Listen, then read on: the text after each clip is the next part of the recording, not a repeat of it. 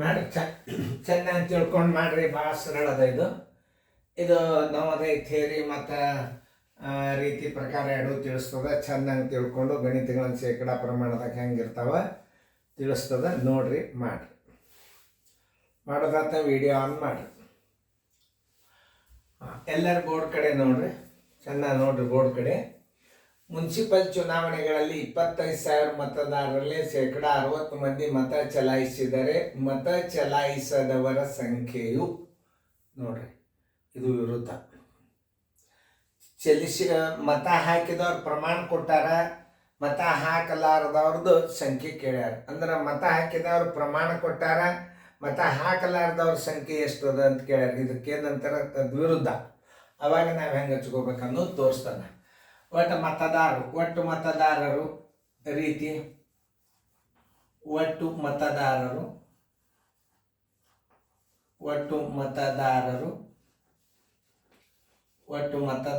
ಬರೋಬ್ಬರಿ 25,000. ಮತ ಚಲಾಯಿಸಿದವರು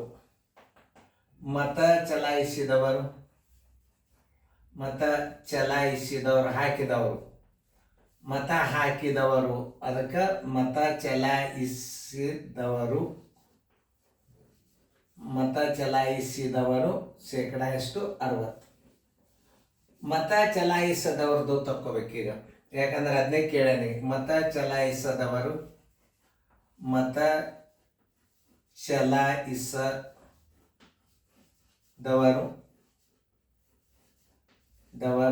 ಬರೋಬ್ಬರಿ 140 ಕಳೆದ್ರೆ ಎಷ್ಟು?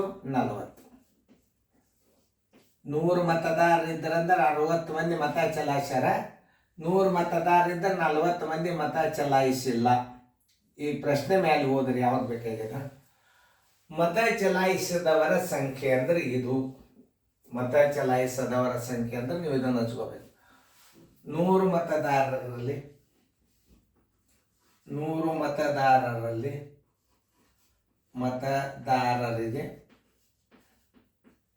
40 ಚಲಾಯಿಸದವರು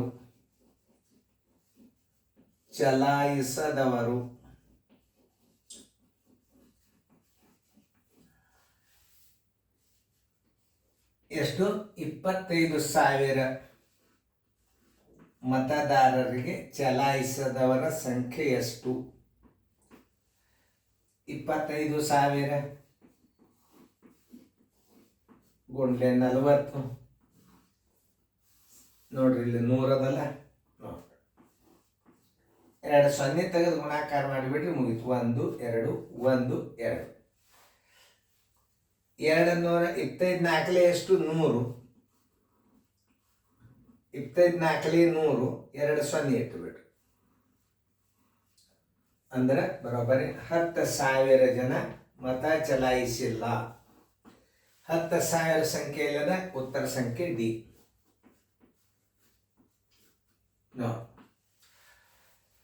ಇಲ್ಲಿ ನವೋದಯ ಥಿಯರಿ ಒಳಗೆ ಹೆಂಗೆ ಮಾಡ್ಬೇಕಂದ್ರೆ 100ಕ್ಕೆ 40, 25,000ಕ್ಕೆ ಎಷ್ಟು ಅಂದ್ರೆ 2 0 ತೆಗೆದು ನೀವು ಏನು ಮಾಡಬೇಕು, ಈ 2 0ಗಳು ಏನವಲ್ಲ ತೆಗೆದು 250ಕ್ಕೆ ಮತ್ತು 4ಕ್ಕೆ ಗುಣಾಕಾರ ಮಾಡಿಬಿಟ್ರೆ ಬಂದುಬಿಡುತ್ತೆ. 2 0 ತೆಗಿಬೇಕು, ಅದನ್ನ ನೆನ್ಪಿಟ್ಕೋಬೇಕು ನೀವು. ಯಾಕಂತಂದ್ರೆ ನವೋದಯ ಥಿಯರಿ ಅಂದ್ರೆ ಹೆಂಗಿರ್ತದಂದ್ರೆ 100ಕ್ಕೆ ಎಷ್ಟು? 40. ಎಷ್ಟು ಸಾವಿರ? 25,000 ಜನರಿಗೆ. ನೋಡಿ, ಇವೆರಡು 0 ತೆಗೆದು ನೀವು 250ಕ್ಕೆ 40ಕ್ಕೆ ಗುಣಾಕಾರ ಮಾಡಿಬಿಡ್ರಿ. 250 ಗುಂಡ್ಲೆ 40 = 10,000. ಇದು ನವೋದಯ ಥಿಯರಿ. ನೋಡಿ, 100ಕ್ಕೆ 40 ಚಲಾಯಿಸಲ್ಲ, 25,000ಕ್ಕೆ ಬರೋಬ್ಬರಿ ಎಷ್ಟು ಅಂಥದ್ದೊಂದು ಮಾದರಿ ಕೊಟ್ಟದ. ಮಾಡ್ರಿ, ಚಂದಂಗ ತಿಳ್ಕೊಂಡು ಮಾಡ್ರಿ. ವಿಡಿಯೋ ಆನ್ ಮಾಡಿದ್ರಿ ಅಂದ್ರೆ ಓಕೆ. ಎಲ್ಲರೂ ಲಕ್ಷ ಕೊಟ್ಟು ನೋಡ್ರಿ. ಒಟ್ಟು ಮತದಾರರು ರೀತಿ ಪ್ರಕಾರ ತಿಳಿಸ್ತಿರ್ತದ. ಒಟ್ಟು ಮತದಾರರು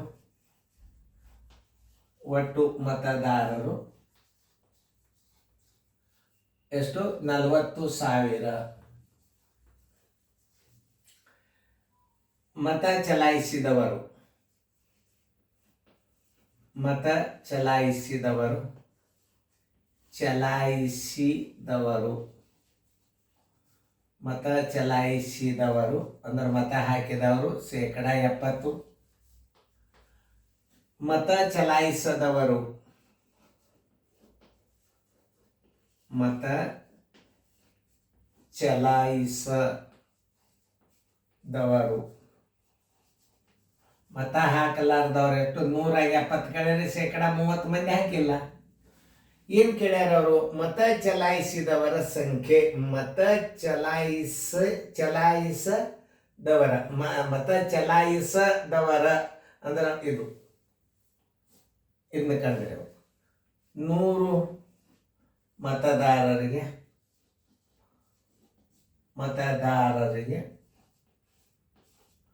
30 ಚಲಾಯಿಸದವರು